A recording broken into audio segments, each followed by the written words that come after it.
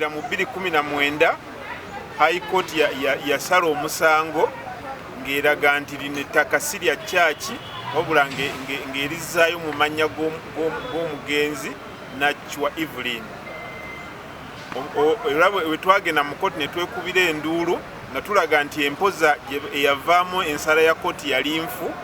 Principal Judge mu 2022 nakkiriziganya naffe n'asazaamu ensala ya High Court n'alagira nti ettaka lya kyaki ligiddire.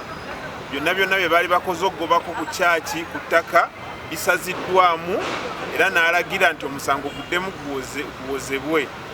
Bano abaali batutte ettaka lya kyaki ne bajjulira mu Court of Appeal ne beekubira enduulu nga bagamba nti Principal Judge kyeyasaze kifu.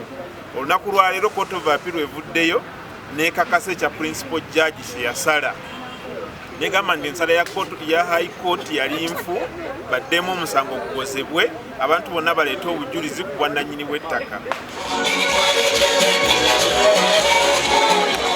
Download the app on App Store or Google Play Store now.